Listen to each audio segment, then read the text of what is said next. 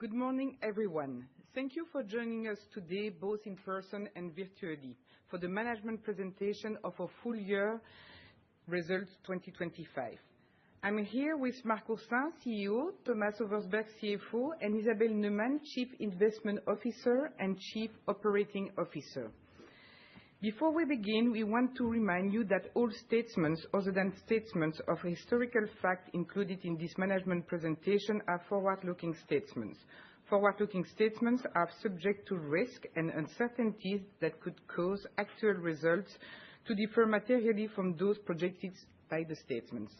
This risk and other factors could adversely affect our business and future results that are described in our earnings release and in our publicly reported information. With that, I will hand over to Marc.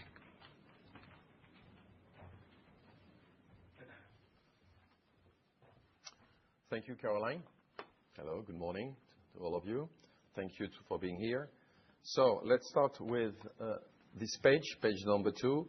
So you can see that we have, at the end of 25, close to 350 properties in Europe and reaching almost 1.8 million square meters of footage. Regarding the performance of the year, we have delivered another very strong one. Our revenues grew by almost 11%. We increased our NOI same store margin by 40 bips with an EBITDA growth following the one from the revenue at 10.4%, and ending with an earning per share growth of 1.7% versus last year, despite the additional cost of debt and dilution from our scrip dividend. Meanwhile, we stay with a very solid balance sheet. We have a BBB+ rating, a leverage of 23% or 6.2 times net debt over EBITDA, and having an EPRA net tangible asset per share of 53.3 euro. So let's go to page 4 for more details. So you can see on the right side of the page how the revenue growth full year of 10.8% has been achieved. We got the benefit of additional available square meters of 5% versus 24 coming from our development, renting them up by 8.8% versus 24, and combined with an increase of our in-place rent of 1.9. When you combine all of that, you get the 10.8. As explained earlier, our cost management, due to the efficiency of our platform, allowed us to grow the EBITDA by 10.4%, therefore in line with our revenue speed. And this performance is clearly putting us on an earnings per share growth trajectory medium term. If you go to the next page, page 5. So I think it is interesting to notice how the company has been able to grow physically, meaning in terms of footage, and translating this square meter growth into revenue growth. So you can see on the left that we grew by almost 7% CAGR for the past 5 years in terms of number of stores, but also square meter wise. At the same time, our revenue grew close to 11% CAGR, and demonstrating that our strategy of growth delivers a unique revenue increase. If we go to page 6, and this slide is focusing on the NOI growth 25 versus 24 for the total company. It is also showing the importance of the margin generation from our so-called non-same stores, representing all the properties not yet matured and coming from organic development or M&A transactions. You can see that almost 2/3 of the incremental NOI value is delivered by our development engine, confirming our capacity to deliver profitable growth. So now let's go to page 7. So on this page, I think this page is really important to understand what we have achieved and how we will continue to use 2 major strengths that we have. I mean the scalability of our platform, allowing us to increase our same-store NOI margin, and at the same time, our development engine bringing profitable growth. And you can see that we got the benefit of both with a significant increase of our total NOI margin value since 21, with having the non-same store taking the major share of this growth, 2/3 in 25, as you have seen on the previous slide, while having the same stores normalizing their NOI delivery. And Isabelle, by the way, will come back later with details regarding our future pipeline. On this, I turn to Thomas.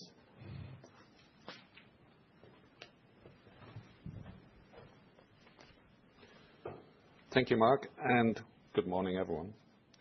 Let me now turn to the same-store performance for 2025 on slide 8. Across our 251 same stores, we delivered a solid full-year revenue growth of 3.2% at constant exchange rate, supported mainly by the continued in-place rent growth of 3.5%. Occupancy remained resilient at 89%, despite the modest addition of rentable square meters during the year. Overall, demand remained steady across our markets.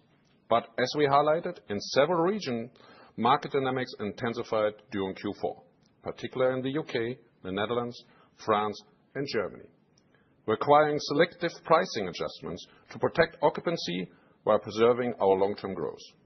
This Q4 NOI margin impact flowed through to EBITDA, as you will see later. That said, throughout the year, we were able to rely on our structural strengths, disciplined pricing, the scalability of our platform, and cost efficiencies delivered through clusterizations, helping us mitigating inflationary pressure, for example, of payroll and real estate taxes. As a result, full-year same-store NOI grew by 3.8%, and our same-store NOI margin expanded by 40 basis points, reaching 68.1% for the year. Moving to same-store NOI performance on slide 9, where we break down the main components of our NOI growth for 2025.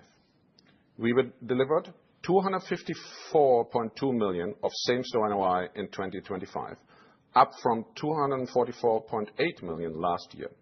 As noted, key contributors were higher in-place rent, which added 8.1 million, and a 1.4 million benefit from margin improvements.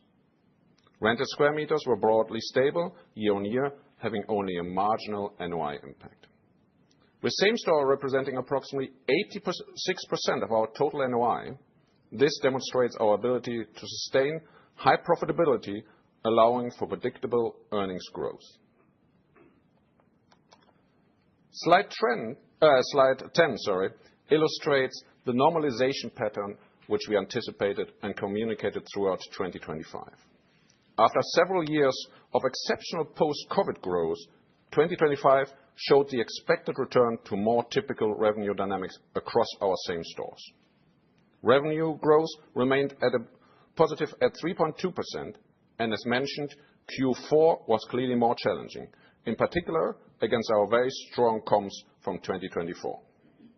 The key message here is that the overall slowdown in revenue growth was expected. But importantly, the long-term fundamentals of our markets remain intact: urbanization, mobility, and still significant undersupply. We remain convinced that our omnichannel and pricing capabilities position us well to manage through different market conditions, as we have demonstrated in the past, most recently in Sweden. Turning to adjusted EPRA earnings per share on slide 11.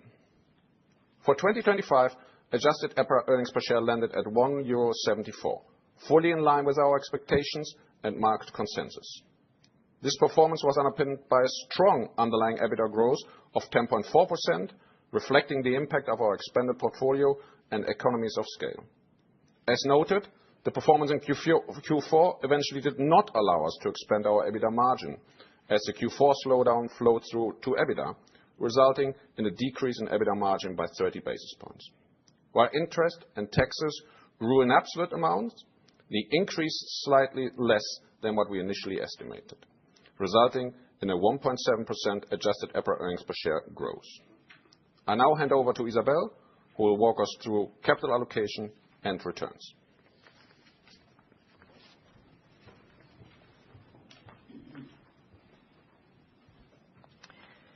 Thank you, Thomas, and let me add my good morning to all of you as well. In 2025, we have delivered exactly as guided. We have opened about 90,000 new square meters of properties at an 8%-9% yield for an investment of about 210 million. By delivering this 90,000 yet again, we really show that we can consistently deliver this target, that our development engine is working very well indeed. What I'm particularly pleased about is that we have delivered these 90,000 square meters through all the regions, across the regions, and also using the different ways of growing we have. So through new developments, redevelopments, and M&A. So it shows again the scalability of our platform. We can grow in or three ways across 7 countries. And you can really see how in 2025 this comes together quite nicely. This brings me to the next slide. We have a strong pipeline for 26 and 27 with 160,000 square meters already secured at a yield of 8 to 9%. Let me remind you that we buy our properties subject to building permit and we don't land bank. For 26, we have 23 projects in the pipeline for a total of 102 square meters. And for 27, we already have 12 projects in the pipeline for a total of 56,000 square meters. We've also decided to increase the hurdle rate going forward from the current 8 to 9% to 9 to 10%. But we will come back to this later in the presentation. On the following slides, we show our strong track record in delivering the returns we set out. On the left graph, you can see how our organic projects have performed per vintage year. And on the right, you can see how our acquisition projects have performed. This is the second year we're showing these numbers. So the bars in red show the returns at the end of 25, and the bars in gray show the returns, last year at the end of 24. Up to 2023, we had a hurdle rate of 7 to 8%, and since then we have increased it to 8 to 9%. So now let's look at our track record. On the organic projects, we deliver very strong performance indeed. All vintages before 2021 already delivered the minimum hurdle rate, and the younger vintages, as you can see, they continue to progress well. For the acquisitions, we generally deliver the hurdle rate with the exception of 2021, 2023, and 2024. And there are specific reasons for each of them, and let me go into that. In 21, we did the acquisition of the A&A portfolio. The A&A portfolio consisted of 4 stores in London, out of which 3 in the King's Cross area. We have 2 topics that have impacted us on this acquisition. The first one is that we've seen a large increase of competition in the King's Cross area in the years following our acquisition. In 2023, Big Yellow opened a very large store in the summer of 23, and in fall of 23, Access also opened a store exactly in the same area. Secondly, because of the very central location, took us a little bit longer to get the permits to do the works that we set out to do. So that has, I would say, caused a slight delay, but we remain confident that we will reach the hurdle rates as we have set out. Then for 2023, this is the year where we did the Topbox acquisition in Germany. But Topbox, I think, was very much like an organic project. We are 5 stores and 5 open stores and 2 pipeline stores. But the open stores effectively were at a fairly low occupancy, and we, of course, also had to build out 2 stores. So if you look at the occupancy at the time of acquisition versus the fully built out square meters at the end, at maturity, we were only at an occupancy of 42%. So this is an organic project. This is not an M&A type project. And therefore, if you look at the returns of 1.6% that compares in 23, that compares fairly nicely with the 1.8% on the organic side.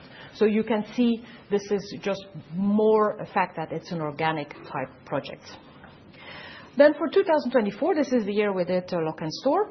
We also did Pickens and Prime. And Pickens and Prime are fairly mature properties. But of course, Lock and Store as well was a portfolio that's not mature yet. The occupancy for the existing store was about 70% at the time of acquisition. But we had quite an aggressive redevelopment program. And we also had a high number of pipeline stores. This year, effectively, we have delivered already 18,000 of the pipeline stores, and next year we will deliver 26,000 of the pipeline stores. But if you take into account the redevelopment, and the pipeline, at acquisition, we were about 50% occupancy. So you can see for 2004 Lok'nStore, it's a bit of a combination between mature and organic.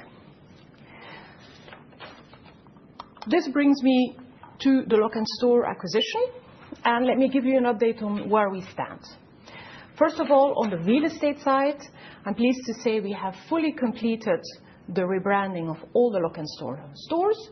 We've installed access control, brought it up to our standard, reduced the energy consumption, so they are now, for all intents and purposes, fully Shurgard stores.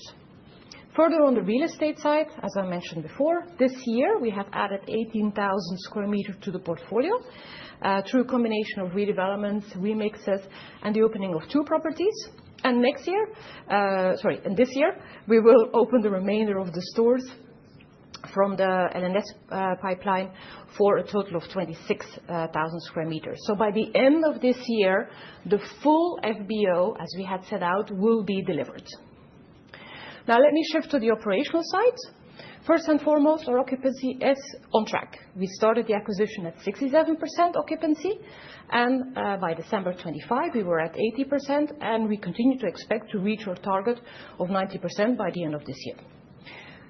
Now, we have said in the past that we will deliver a CAGR of about 2% of in-place rent, and you can really start to see how this is coming together.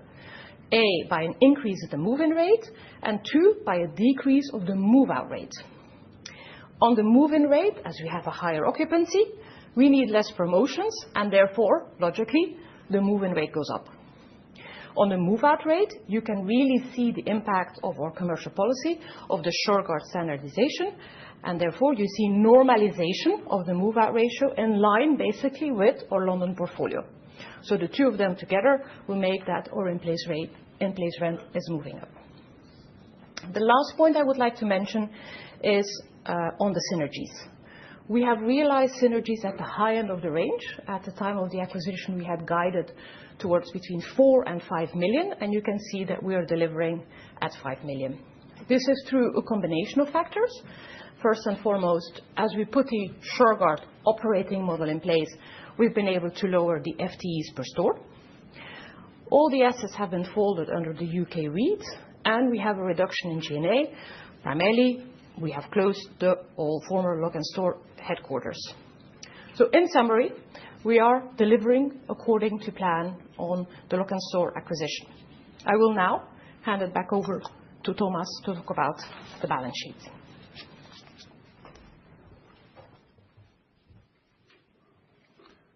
Thank you, Isabel. Let's now move on to our balance sheet and financing structure. Shurgard, as you know, is the only European self-storage operator with a BBB+ investment grade rating. Our capital structure continues to be a source of competitive advantage, supporting our long-term, low-cost funding.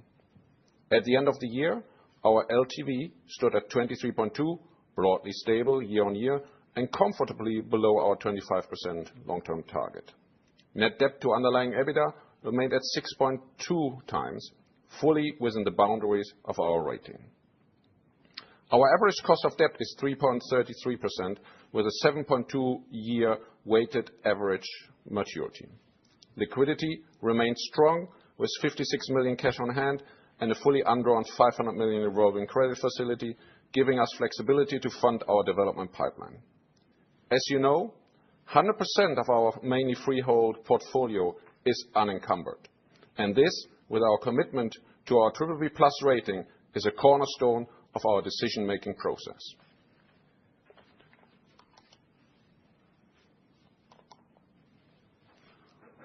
On slide 21, we outline the strategic decisions we are implementing to accelerate medium-term adjusted earnings per share growth.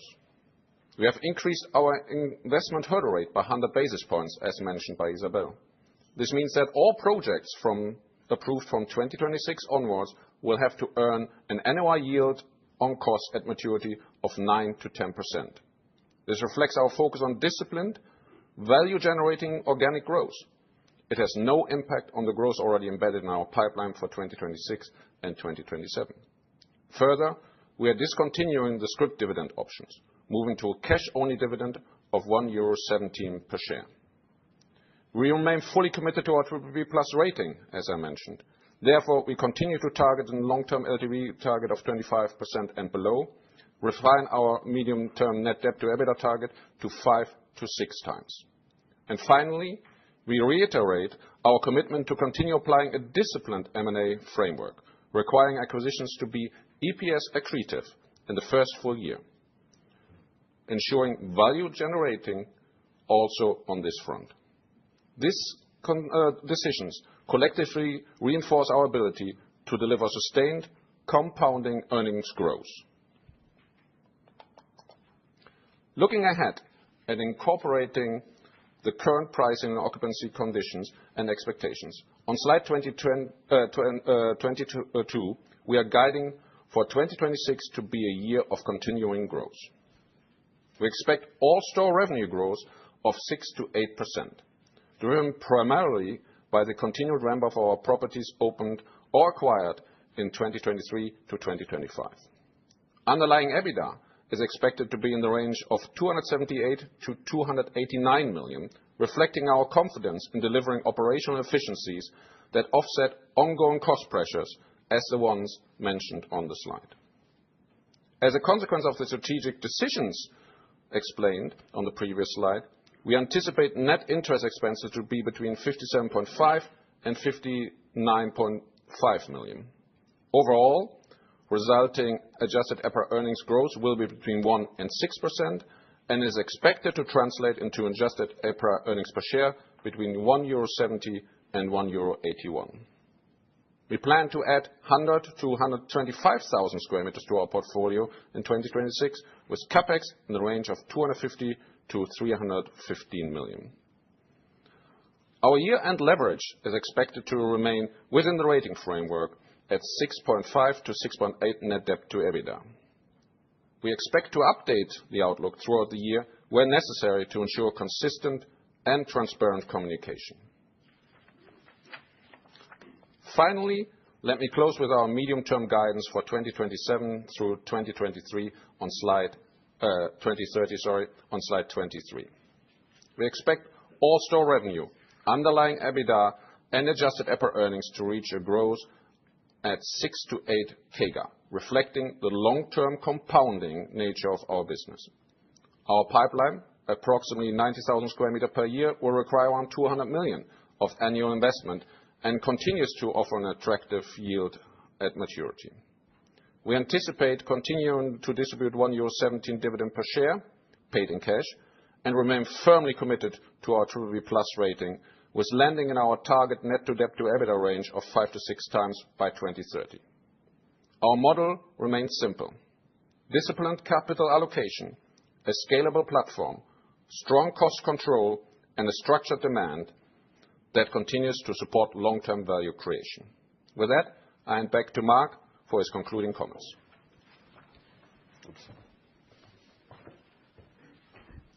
Thank you, Thomas. So, in summary, Shurgard has a proven and resilient business model. If I show it, it's better. So, yes, indeed, we have a proven and resilient business model combined with a high growth profile, and I would say development engine, based on a real scalable platform. And that's why you've seen all these improvements in the same-store margin along the years.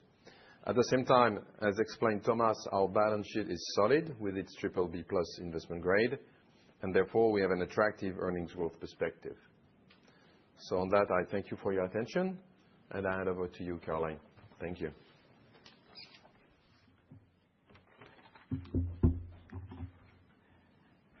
Thank you, Isabelle, Marc, and Thomas. As you can see, the next rendezvous will be the Q1 results on May 13th, same day as the AGM. We are now available to take your question. We will take first the question of the audience, followed by the question from the webcast. If you are following us on Zoom and would like to ask a question, please click the raise hand icon and we will address you in turn. Alternatively, if you would prefer to type in your question, please use the Q&A box on Zoom and we will read out on your behalf. We have the first question. Thank you. Thanks for the presentation. Johnny Cooper from Deutsche Bank. Could I ask firstly, please, on the medium-term guidance range, what is informing that current range and what's implied there for same-store growth rates? And also whether the new guidance range reflects the new hurdle rate for yield on cost of new developments. And then secondly, on that new hurdle rate, how does that impact the opportunity set for potential new investments? Thanks very much. Okay. So we take the first part, and you take the second part, Isabel? Sure. So regarding and maybe we can share on the slide of the medium term. So the medium term actually is taking into account the fact that on the same store, we have said that many times the normalized same store growth should be, I would say, between 2% and 3%. That's what we have usually for this model. And then, of course, we took into account also, that's why you have a range this year. And we think we are not the only one, by the way, giving ranges. We've seen that in the US, and we think it's a good thing to do with you guys. So we have taken an assumption which is on the low side if it's not going into exactly what we are looking for. And if all the planets are globally aligned, you have the high side on the right. So that's what we are disclosing this. And the midpoint of this medium-term guidance is more or less the trajectory that we're looking for. That's for I would say, the explanation to this. And regarding the hurdle rate, Isabel? So on the hurdle rate, so indeed, we've increased the hurdle rate to reflect our cost of capital. That is clear. With regards to the opportunities going forward, well, first and foremost, I would say 2026 and 2027 is largely already driven by the pipeline that has already been created. So there's, as such, not necessarily an immediate kind of impact for the next kind of coming years. So you could say from 2028, 29 onwards, this is where you could potentially then see an impact. And of course, if you increase the hurdle rate, it means we are going to be more selective, and that takes a little bit of time. But we also think that we have in the past increased the hurdle rate from 7 to 8 to 8 to 9, and we have still managed to find projects. However, we will only do them if they generate the returns. It means we will have to work together as a team, our construction team, look at opportunities to lower our cost of construction, look at opportunities to lower our broker costs, and so forth. So it will be a collective effort.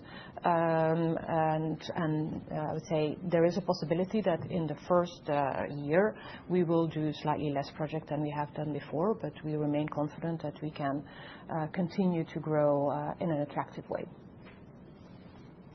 Thank you. Good morning, Anders Thomme from Green Street. So a few questions. Firstly, on that same guidance for the medium term, and it seems it's come down in terms of what you're looking for in terms of underlying EBITDA growth, which was more in the double digits before. So maybe you can help to understand what's driving that, because I think you sort of alluded to the fact that your same store guidance, implicit one, is not really changed. So is it just that the delivery on development pipeline lease up is under your expectations? Do you want to take this one, Thomas? I think we shouldn't take that conclusion from that. I think we have a very solid understanding of where we expect the markets to be. We are taking the current condition into account. And based on that, we do think that delivering in that range on a CAGR perspective is more or less in line with what we said before. I mean, so from that perspective, we don't expect really a fundamental change in the dynamics. It's more a refinement where we see we're going to land. Okay, and then I guess looking back also on the slide with your 2024 acquisitions and the delivery there on the yield on cost so far, it looks to be lower compared to what you had, I think, when you announced LOX's acquisition in terms of just a day one unlevered yield on that. So I guess there are other sort of bits in that 2024 vintage as well, but just on the headline there, it looks maybe Lok'nStore is actually under-delivering on your expectations, or is that the wrong read and there's something else included? Yeah, I think it's the wrong read. If I remember, we said when we did Lok'nStore that we will deliver 8% yield on cost 2029-2030, and that as explained, actually, Isabelle, when we took over, the portfolio was not at all matured, because if you look at occupancy, it was 2/3, 67% of the current square meters. But with all the new ones that are coming in, especially this year, plus the expansion that we have done the past year, the 67 is actually less than that, 35% of the ending point of the square meters in 2029-30. So that's one. Secondly, in terms of return, or let's call it entry yield, the first year, we were saying that we were roughly below half of what we were targeting, so between 3% and 4%, which is the case shown on that slide, more or less. Right. I guess from the prospectus or the sales sort of memorandum, I think the EV/EBITDA multiple were sort of 27 on in-place income, which would be sort of at the high 3 range, but actually. Okay. Knowing that in this you have also other deals, you have the Pickens one, you have the Prime one, plus another one we did the same year. So. Okay.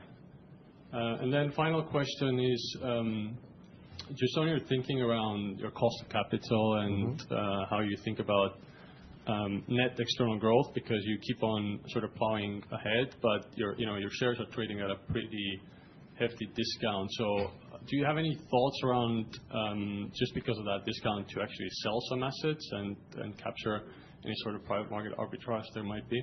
Well, we have said, especially in the case of Lok'nStore, when we met with all of you, because we had a question about the geography of Lok'nStore, and we said, we want to stick to London, the surroundings of London, Southeast, and therefore Greater Manchester. So obviously, we said that we do a review of these properties. So we said, let's give us some time. It will take probably 1 to 2 years to see how the stores where Isabelle has invested the money to put them up to speed are delivering, and also are there better opportunities with this capital potentially. You're right.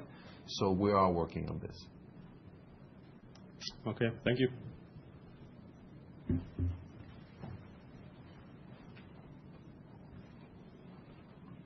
Good morning. I'm Valérie Jacob from Bernstein. I just have a follow-up question. If I look at your 2026 CapEx, I think you previously guided for 320, and now the number is a bit lower. And so I just wanted to understand, the reason for that, and also as a follow-up, what are you seeing in terms of your acquisition pipeline, and do you think you'll be able to offset that? Thank you. Sure. So indeed, we usually generate about 20,000 square meters in M&A. So the 102 that you're seeing here is organic pipeline. So M&A would kind of come on top of that. But of course, with M&A, it's always some years there's lots and other years there's less. So we never quite know where we're going to be ending up in terms of M&A in a given year.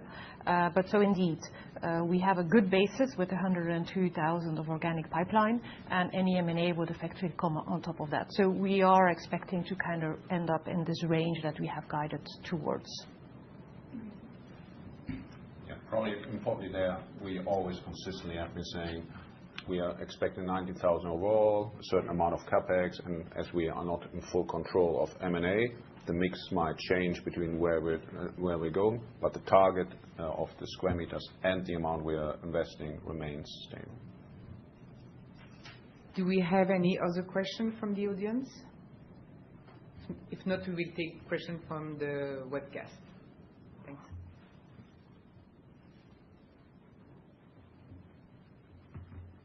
Thank you. We have our first raised hand from Vincent Koppmair. Vincent, please unmute and ask your question. Morning. You hear me? Good morning, Vincent. Morning. Congrats on the results, and thank you for taking my question. My first question is a little bit more information on the Q4 weakness you've seen in certain markets. Could you give a little bit more color on those, please? Thank you. Okay. Thank you, Vincent. We have seen, as we also have said during the course of the year, that the way we're looking at 25, and there's a slide actually showing this deceleration, we're anticipating the deceleration. If you remember, actually Q1 was better in terms of result than anticipation. Q2, Q3 were in line, and Q4 is not as we were expecting, to be frank. We have seen this deceleration stronger in 4 markets: the UK, the Netherlands, France, and Germany. I will come back to this. Meanwhile, at least 2 markets that are the Nordics, so Sweden and Denmark, did pretty well. Very happy with that, of course. Back to the UK, Netherlands, and France and Germany. The reasons are probably different. If you take Germany, for example, we have opened quite a number of stores, but especially one of our competitors called My Place did in Berlin, for example, if I think that city. The situation in Berlin is much more, we think, a kind of what we experienced in Stockholm some years ago. Suddenly an oversupply that the market has to digest. Therefore, in order to keep our occupancy where we want, it's what we did with Sweden, and you saw that the payoff is very good today. We are, I would say, putting more discounts. We don't see any lack of demand at all in all the 4 markets that I've mentioned to you for this deceleration. It's much more the fact that we have to do more discount to convert that demand into contracts. Why do we have to do more demand? Let's take Berlin. It's more supply, and they want to fill up their properties, which is logical. In other markets, I would say like the UK, for example, especially London, we have seen some competitors becoming more aggressive on their pricing, probably for different reasons. If you look at Access, for example, if you look at SafeStore and the surroundings of London outside the M25, smaller players also became more aggressive. That's what we have seen. Will it last? We don't know. What we can say is that when you start to look at the first 2 months of the year, Q1 in 26, we start to see a certain normalization on that. The Netherlands, it's a bit the combination of both, in the sense that if you go to Randstad, especially in Amsterdam area, there is openings and there is some cannibalization regarding certain properties, and also some competitors being more aggressive. That's what we are experiencing. That's the answer, Vincent. Clear. Thank you. I had one follow-up question on your 2026 guidance. I appreciate that you now give a range, also quite nice to have some more information. Should we understand, as you've mentioned, that of course the high end of the range is the blue sky scenario, but would you, compared to the high range and the low range, aim for the middle, or is your base case scenario a little bit closer to the high end of the range? No, it's yes, that's a good question. Thank you very much. Obviously here, Vincent, what we are looking at is to be within this range, obviously, first. Secondly, across the year that will come, every quarter, and I think this is what our peers in the US are doing, and other companies not in real estate, you just adjust where you're going to end within this range. Obviously, because year to date, quarter per quarter, you have actuals versus simply last year, so you know where you will end. For us, we want to be in this range, and you can say that the midpoint of this range is probably where we would like to be. Brilliant. Thank you. All from my side. Thank you. Thank you. Our next raised hand is from Stefan Afonso. Stefan, please unmute and go ahead and ask your question. Yes. Good morning. Thank you for the presentation and for taking my question. I'll ask them one by one. First, regarding your 10% yield on cost, how many years does it take to reach this stabilized yield? Could you break that down between occupancy and ramp-up rents, please? Okay. All right. The 10% is related to maturity. Usually, this is taking more or less between 5 to 7 years, depending the size of the property and the investment. If you want to be on the safe side, take 7. That's one. Secondly, how do we get there between the volume effect, so occupancy first, and then the rates? So occupancy to get to 90% will be between 2 to 3 years. And then the rates will start to kick in, and especially the ECRI, so the increase that you do to your existing customers. And this will bring you the remaining years to this, after 7 years, to this level of targeted 10% return. Okay, and has this timeline changed? Meaning, does it take longer or not? No. No. Okay. And regarding the 2 to 3% same-store annual growth that you expect, on what basis are you deriving this figure? And within the information that is publicly available, how can analysts challenge this figure? It depends on the talent of the analyst, obviously, and the knowledge of the analyst. And I think if you're the analyst, what you will do is you will look at the past first. We know that the past is not the future, but it gives you at least a good understanding how Shurgard has been able to go through the past 10 years, for example. So GFC, COVID, interest rates, high inflation, and you will see that if you are between 2 and 3, it's, we think, reasonable. So if you want to take, Stéphane, something more conservative, you stick to 2. If you want more aggressive, you go for 3. But I think that if you are in this range, you are close to the truth as a run rate long term. Okay. But just to understand, do you base it on inflation, for example? Could be a threshold, or just trying to. That's an interesting one, because usually you're right. Many analysts or people who are, let's say, looking at the company and this class of assets are looking at CPI. But we have demonstrated, we have a couple of graphics in, I think it's what we call the company presentation, where we show that we have always overbeaten the CPI, actually. I'm talking same-store revenue growth year on year. So I would say that usually we are above CPI. Okay. And why? Because it's a need business. And that makes the whole thing very different. Meaning that because you need space, and as soon as you got in, you need that space, and the exit barrier to leave that space, people are sticky. So again, think about what it is. It's like having your attic or your basement in a remote location. And think how you behave versus your attic or your basement when you want to leave it, is because you are forced to do so. So that's why, we have been able, I think, to beat the CPI for quite a long time. Okay, thank you. And last question. If the right opportunity came up, would you be open to another? We didn't hear you at the beginning. May you repeat? Yes, just asking one question about M&A. If the right opportunity came up, would you be open to another sizable acquisition in the short term, or is the focus firmly on completing the Lok'nStore ramp-up? Of course, we are very much focused on delivering the returns for Lok'nStore or any M&A that we have done. But clearly, as Thomas has also said, we are very cautious in the M&A that we do. It needs to deliver the returns that we have set out, and it needs to be accretive from the first year. So yes, of course, we will look at everything, but of course, the hurdle rate to move forward is very high. Okay, thank you. Let me clarify on that point also for the people in the room. We are really committed to 2 things, and that's our BBB+ rating, which defines and what we can do on the debt side, and to our accretiveness in the first year. Those 2 points are not negotiable. So therefore, you will not see us coming out and saying, oh, there was this strategic opportunity, and we'll throw everything overboard. Okay. Thank you very much.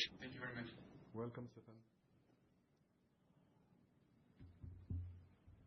Thank you. Our next raised hand is from Akanksha Anand of Citi. Please unmute and go ahead and ask your question. Hi, good morning. Thank you for the presentation and taking my questions. I have 3 of them, and I'll go through them one by one. The first one, we're obviously speaking about increased competition and a higher level of discounts. Could you just give some color around what kind of incremental discounts are we talking about compared to previous years? That's the first one. Okay, thank you for the question. So First, we do not disclose the intensity of discounts per market. What we can tell you is that, for example, if I would take Berlin as a reference, yes, we are increasing the discounts there. If you take usually the normalized level of discounts, we are close to 15% of the revenue. So it might go to 20%, for example, a certain period of time, or less, depending. Actually, the pricing we do is per unit type in a given property. So it's very focused in terms of investing these discounts. And therefore, globally, you see this level. But it's hiding, actually, very different situation per location and per type of size. And if I can add to that, the important part is, and Mark alluded to that, is self-storage is a need business.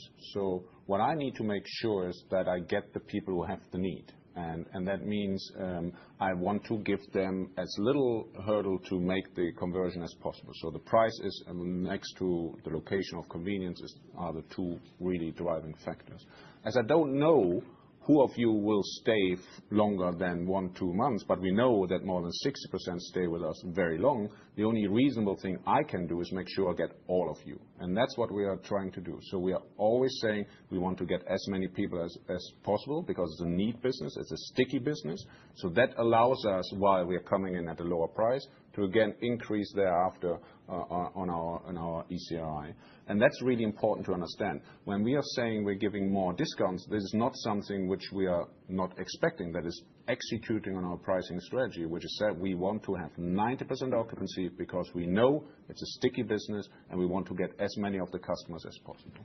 And back to what you were saying, Thomas, with Sweden, it's exactly this what happened. If you remember 3-4 years ago, we had really a hard fight with one of our competitors in Stockholm, mainly.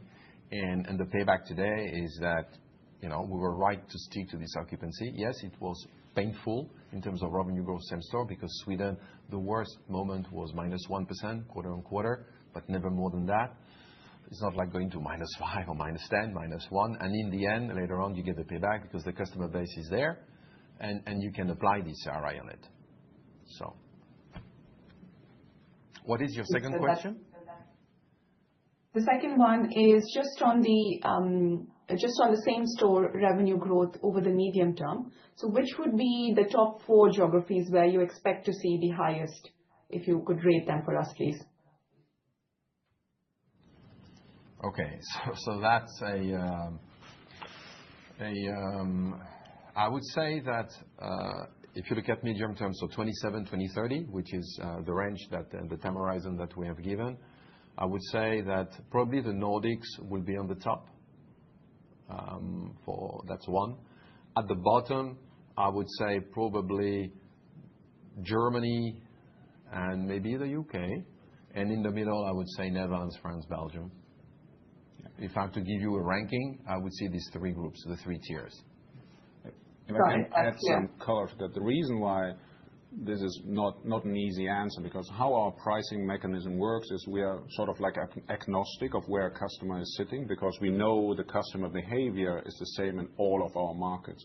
So what you can see is that our pricing algorithm, both on the initial pricing and on the increase to existing customers, is really agnostic to that. So whenever we see dynamics which impact our occupancy, we will see that the pricing algorithms are acting on both fronts.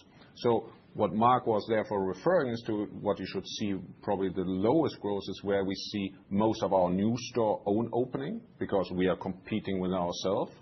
Obviously, that means we need to make investments to ramp that store up. Again, not a bug, it's a feature of our model. And where we see unexpected short-term price competition by competitors. So that's I think is the way of looking at it. But overall, because we are applying exactly the same everywhere, our model is not saying, oh, you're a UK customer, you're only getting X%. Yeah. That's not how we're looking at it. Got it. And the third question, just on the investment hurdle. So the raised investment hurdle, I understand that applies to both acquisitions and the development pipeline.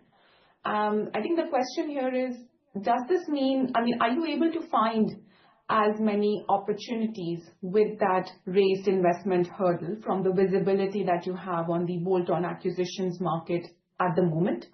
And if not, I guess it just basically means that the future external growth potential is going to be driven. I mean, the share of future growth potential from the bolt-on acquisitions is going to be much lower.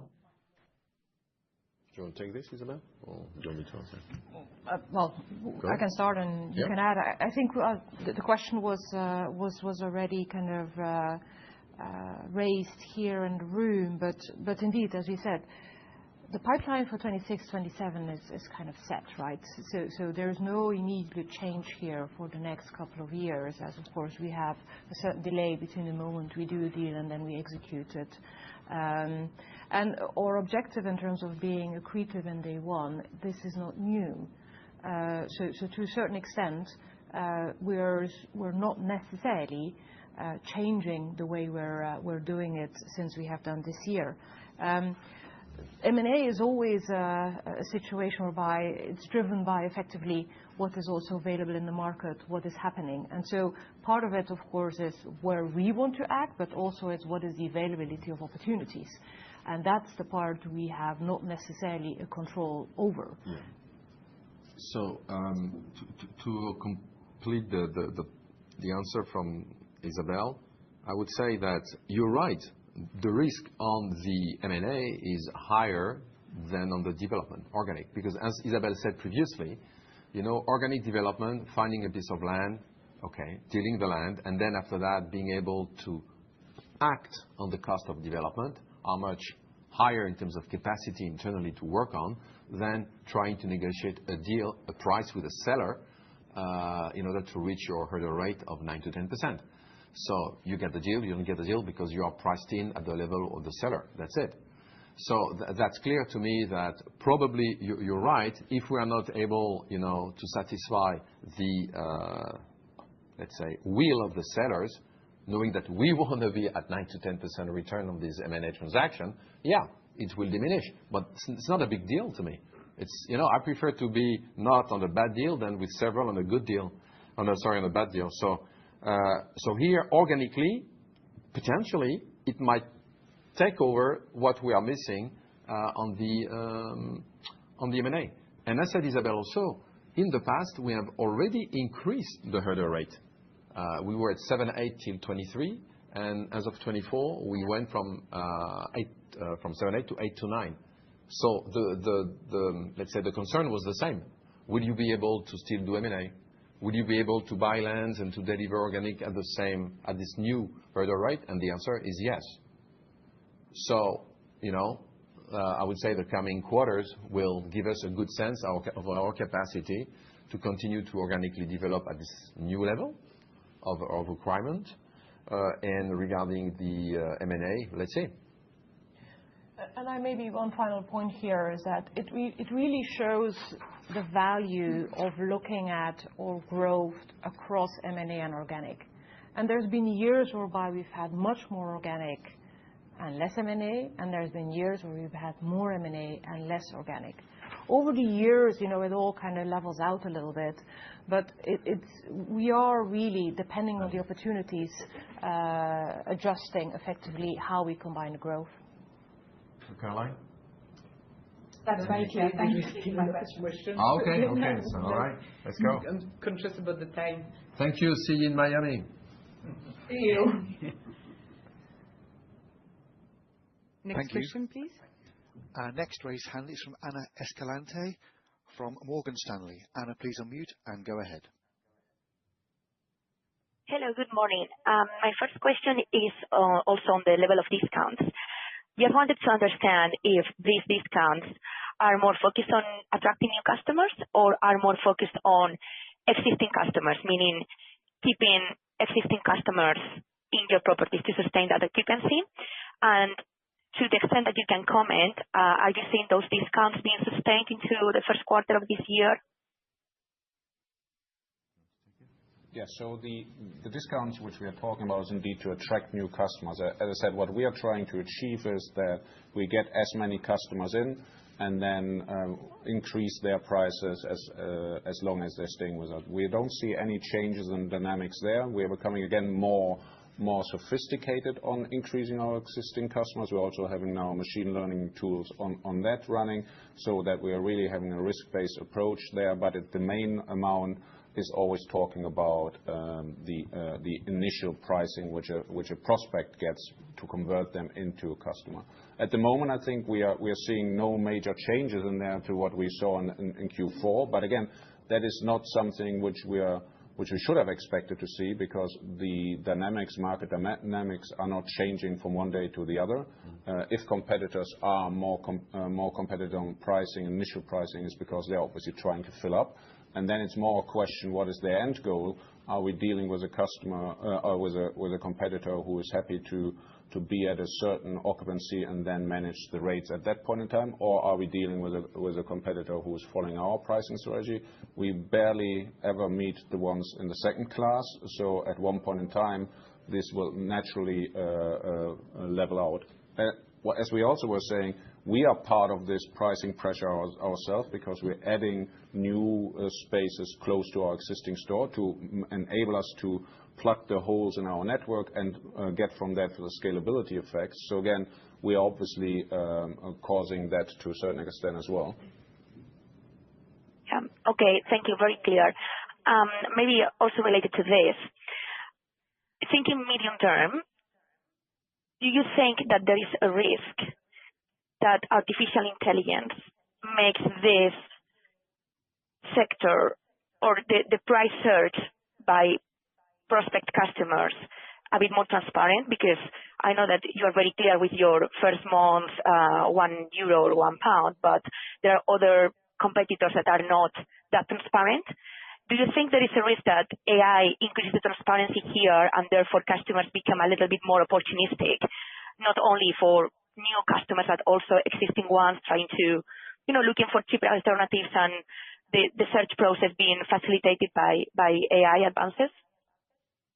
Okay, so Anna, here, I think, again, back to what Thomas just said and confirmed, the global revenue growth of the company is actually combining two engines. One engine, which is to attract new customers. That's one thing. It's where the discounts prices are public. They're on the website. The price you see is the price you pay, and you have discounts. After that, discounts could be $1, €1 the first month, can be additional discounts. That's one thing. And secondly, you have everything related to the ECRI, which is increasing your existing customer. And here, it's purely discretionary. It's private. So I will start with this. Where AI actually, from an existing customer perspective, I would say that the risks there to me are very limited, because as we have said, people are sticky. You don't wake up in the morning and check every morning, like a stock price, if the price that you are paying for your unit can be cheaper with AI, because you forget it. And that's the whole behavior of the customer. So that's very important, because it's protecting actually our business. And that's key. I don't think AI will change that, to be very frank. I might be wrong. But today, with what I understood from this business, after being 15 years in it, and by the way, being a customer of Shurgard before even working for Shurgard, I doubt. But where you are potentially right is on the first aspect, is how for new customers, people who are searching for a unit, how they can be, let's say, for themselves, more efficient, more agile, to pick up a location, a price which is closer to their home, and they can choose that. You would have told me, for example, in 2012, that in 12 years later, more or less, or 13 years later, 95% of the search we have are done through internet, and in Europe, because Google is almost a monopoly, the search engine used is Google for 95% of those, and that the people are doing that today for close to 80% with their mobile phone, when in 2012 it was 5%. I would have told you, well, I doubt, and I was wrong. So what will happen, and that we have started to see, is that people are using ChatGPT to search. And today, out of all the search that we have on the web, within 1 year, it went from 0.1% to 0.6%. So 6 times, still 0.6.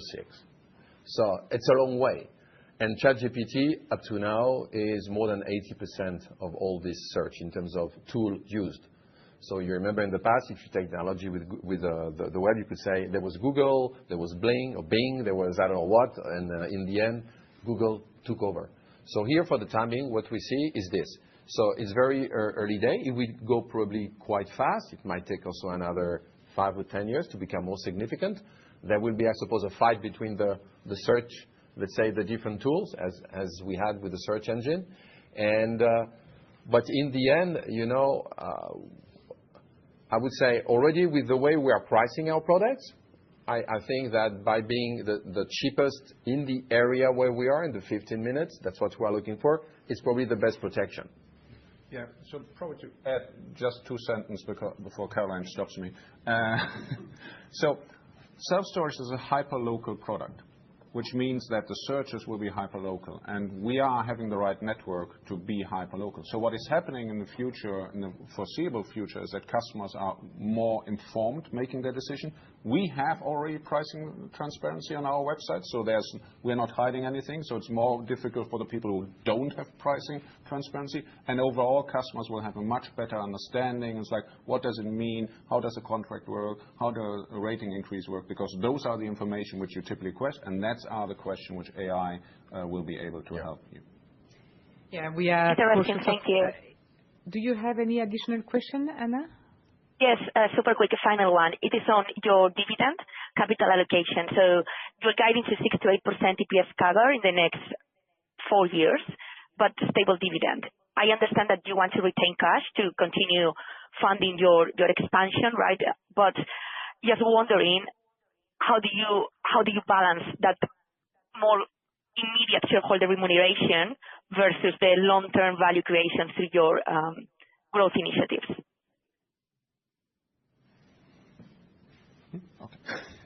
So I think that's an important point to look at. When we looked at the decisions which we took this year, we looked exactly at that conundrum of what is my cost of equity, what is my cost of debt, and what are investors expecting as a return. And that led them, for example, into the fact that we're saying, okay, we need to increase our hurdle rates because the investors require a higher return on there. So and that then, as I was saying, is we need to balance off with the earnings per share growth, which people are expecting going forward, which is obviously impact on the one hand on the dilutive effect of more shares, which we have now eliminated. And on the other hand, which is then compensating, is the additional interest expenses, which will reduce the earnings as well. So long term, we are continuing to say, well, an investor should expect a total shareholder return, which is made out of the dividend yield and the earnings growth of 10%. And we remain committed to that.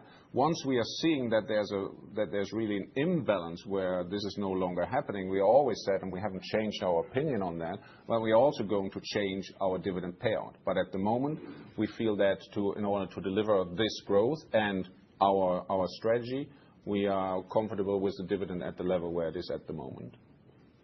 Thank you. Thank you, Anna. So we are conscious of the time. Then we will take the last question, and it's Roy Coulter from Oddo ABN AMRO. Yes. Hi, everybody. Thank you for taking my question. It's just one from my side. I know it's a more operational real estate sector that you're operating in, but I do want to focus a little bit on property values. So we've seen the NAV per share has grown strongly, but valuation yields have remained flat. So it's basically operational performance. But we've also seen in the market some large transactions being pulled during 2025. So how comfortable are you today with your book values? And maybe secondly on that, can you give some comments on the investment market? Thank you. Thomas? Yeah. So the main increase, if you look at the value increase in our portfolio, which is around 500 million, I can split that into 3 buckets. The first one is, and they're not equal size, but for the sake of debate, let's assume they are almost. The first one is stores which we opened last year and the year before, which are ramping up, and therefore this means that the valuation expert can reduce the discount and the risk because they are seeing that we're performing against our target, and therefore this increases the value of our portfolio. The other part is where indeed we're talking about stores which we have added this year, which are under construction. So again, that results in value increases there. And the third part is, and this is by far not the biggest, is the operational performance where we are delivering better performance than before. If you look now in what we were saying, well, this part here I'm talking about is mainly same stores. Same stores, as you saw on our slides, is actually performing still quite well. We're having a revenue growth there, so the NOI is growing, so everything is fine there. So we are not concerned about the operational performance that this would immediately impact our valuations. To speculate on why transactions in the M&A markets are not taking place is beyond my skill set, to be perfectly honest. And therefore, we are obviously aware what is happening in the market. We are watching it with great interest and excitement. But in the end of the day, there's always two. It's a buyer and a seller. And if those two cannot agree with each other, then the transaction is happening. And that sounds very, very basic. But you see on the one hand, let's go to Australia where we have two potential transactions, which might have happened at the same time. The one was not going through because people thought the valuation was too high. And the other went through despite the fact that it's the same principle. So I think it's more a deal-specific one. But I'm surely having more experts on my left side here to deal with that part. We can speak for a long time about that. But let's take it aside when we'll be with you, right? But I don't want to paraphrase what Thomas said. In the end, it's like selling your house, you know. I want 1 million. I'm ready to pay 700. It doesn't work. That's it. If someone is willing to pay 1 million for the house and taking a risk, it's a risk appetite story from the buyer. That's it. And we have precised and repeated how we approach the risk. We have said we want the first full year to be accretive per share in terms of returns for an acquisition. So that's it. That's where we stand. Let's see how 26 will go with all these deals that have been put into the fridge. Are they coming to the microwave oven or not? Let's have a look. Okay, thank you for that. But thank you for the question. Thank you all for joining us today, and we look forward to reconnecting in this venue soon. Thank you.